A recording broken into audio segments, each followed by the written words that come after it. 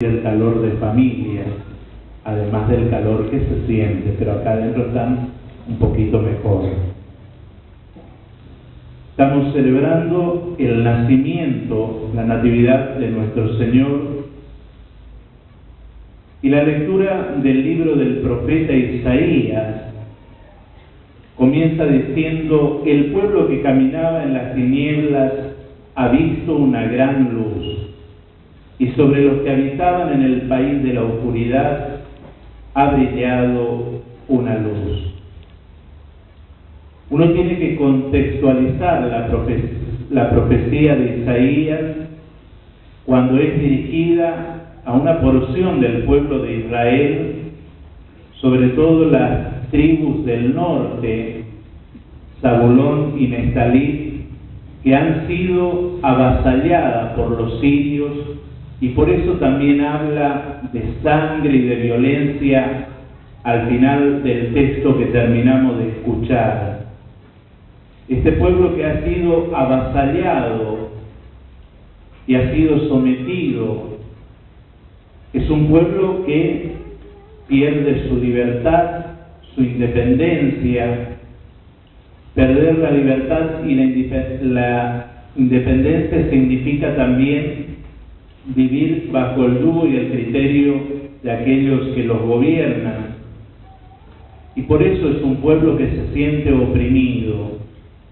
Es un pueblo que está en la penumbra, está en la oscuridad.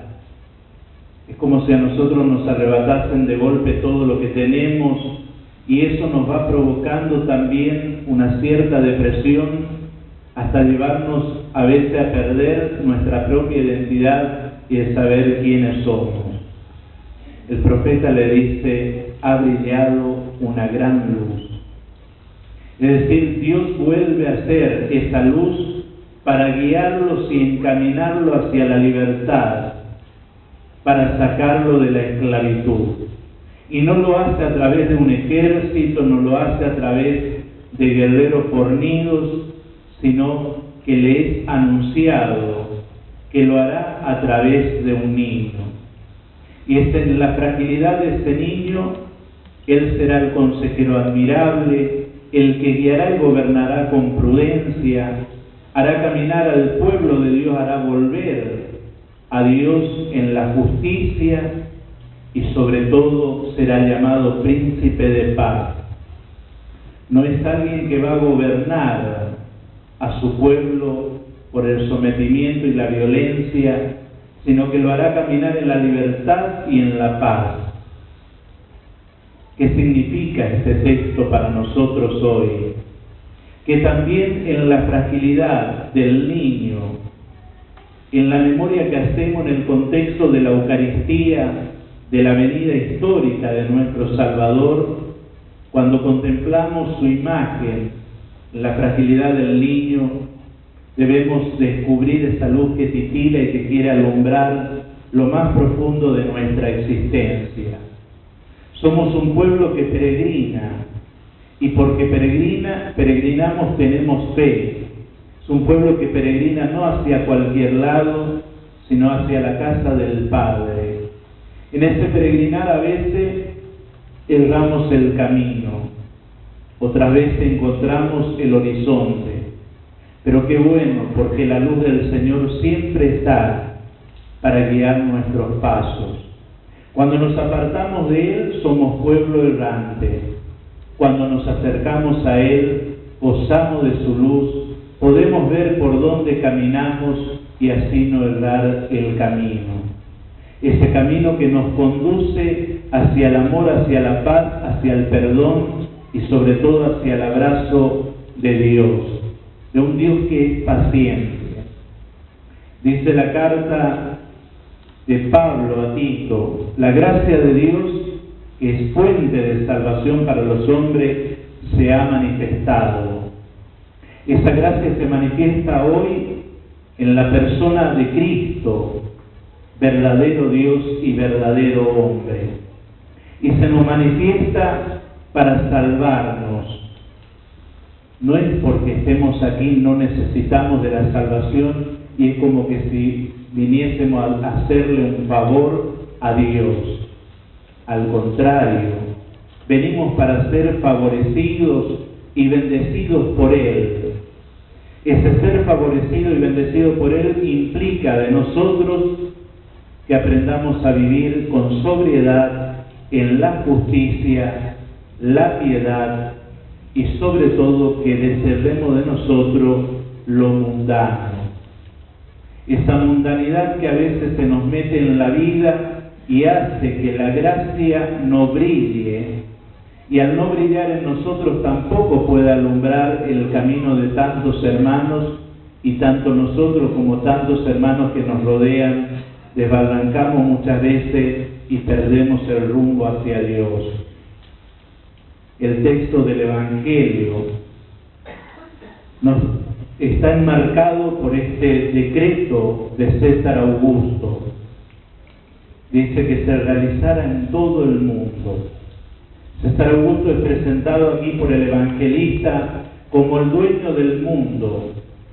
Aquel que tiene el poder es el que tiene la capacidad de ordenar, de decretar y de que se cumplan sus órdenes. En ese contexto de alguien que quiere apropiarse de lo que no le pertenece, de lo que solamente tiene que ser servidor y un administrador, que se siente el dueño, por eso decreta un censo, y el censo no consistía para saber cuánto habitante tenía el Imperio Romano, sino más bien para saber a cuánto debía cobrársele el impuesto. Pero dejemos el tema del impuesto por esta noche. No amarguemos la Navidad. Dice, entonces José tuvo que encaminarse desde Nazaret de Galilea hacia Belén. Y cuando dio a luz María, dice, envolvió en pañales, lo acostó en un pesebre, porque no había lugar para ellos donde se alojaban. El otro día le decía que uno cuando va comparando el relato del nacimiento que aparece en Mateo y el de Lucas, se puede llevar grandes sorpresas, porque Mateo habla de que nace en la casa.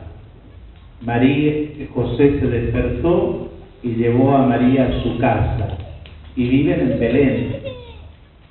Acá están en un establo. En un establo es el lugar donde están los animales.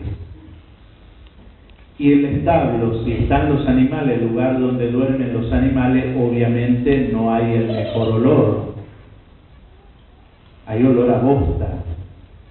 Es el término más delicado que podemos usar. Ahí es recostado el que es el dueño de todo el mundo, de toda la tierra y toda la humanidad. Ahí es envuelto delicadamente con pañal y es recostado para ser contemplado tanto por los magos como por los pastores. Es decir, en ese gesto sencillo y frágil está toda la fortaleza, toda la salvación para el mundo. Un Dios que tiene todo el poder, toda la gloria, hace resplandecer su belleza en eso que parece y que para el mundo es un lugar que está apartado y que no forma parte sino del mundo de los animales. Les decía el otro día, nuestra vida muchas veces está hecha bosta. Y es ahí donde Jesús quiere nacer. No nos asustemos a lo que olemos, o el olor que podamos despedir. Porque en esa oscuridad, en lo tenebroso de nuestro corazón, ahí donde hay una oscuridad a la que ni nosotros no nos animamos a transitar, ahí quiere brillar la luz. Ahí quiere venir Cristo. De ahí quiere sacarnos. Porque cuando más tapamos y más ocultamos, menos posibilidad le damos de que nos salve. y por eso siempre andamos errante en la vida. Pidamos entonces al Señor, recibámoslo y contemplémoslo. Dice después, se apareció un ángel y le dio la buena noticia, el Evangelio. El nacimiento de Cristo es alegría para el mundo, es gozo para la humanidad. Vivir en Dios tiene que ser un gozo para nosotros. No vivir como algo frustrado y algo que no nos permite ser felices. Cristo es el Evangelio del Padre, es el gozo y la alegría del Padre para un mundo que vive triste, que vive cansado y agobiado, y que corre el riesgo a perecer en el camino si no vuelve a su Dios. ¿A quién le es anunciada esta buena noticia? Que en la ciudad de David ha nacido el Salvador. A los pastores, los que eran marginados socialmente, los más pobres. Aunque esa palabra también hoy es una palabra muy difícil de tratarla, porque estos eran pobres pero trabajaban y vivían socialmente, eran la clase más baja, eran los indigentes, pero en esa indigencia se ganaban con el sudor de su frente el pan cotidiano. A veces oí hablar del pobre, uno que tiene que tener mucho cuidado y saber contextualizar la vida de cada uno, porque muchas veces la pobreza no es por escasez, sino es por negligencia, por pereza, porque nos gusta que nos den migaja y vivimos de arriba. Dios, el dueño de todo el mundo, no el César Augusto, quiere que vivamos de lo que Él ha creado y ha hecho, y por eso viene a liberarnos para que no vivamos como esclavos de aquellos que se creen y que pretenden ser dueños del mundo o de un lugar o de la historia, sino para que aprendamos a caminar en la libertad. Recordemos, nuestro Dios es un Padre que hoy nos da a su Hijo. Toda la grandeza de Él se manifiesta en la pequeñez del niño, y de ese niño que nos quiere comunicar la paciencia, la bondad, la misericordia para con cada uno de nosotros, para que vivamos reconciliados, así como Él reconcilió toda la humanidad, lo bueno y lo malo en su encarnación. Esta noche, contemplándolo a Él, aprendamos también nosotros a reconciliar nuestra vida y nuestra historia. No andemos revolviendo la memoria o los basureros y buscando el excremento del pasado de la vida del otro. Cada uno tiene lo suficiente que curar, que limpiar. No pierdan el tiempo de buscar los defectos, las limitaciones en los otros. Pongamos la de cada uno frente al niño, frente a Dios. Es muy fácil porque Satanás va a querer hacernos el ruidito. Mirá a fulano, mirá la vida de Mengano, mirá al otro. Cuidado, porque tu vida tiene mucho para mirarla, mucho para curarla y mucho para darle a Dios que Él haga su obra.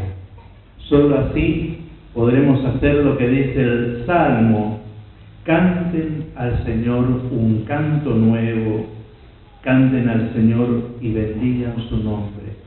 Cuánto tenemos que alabar, bendecir y glorificar por lo que Dios nos regala en este día.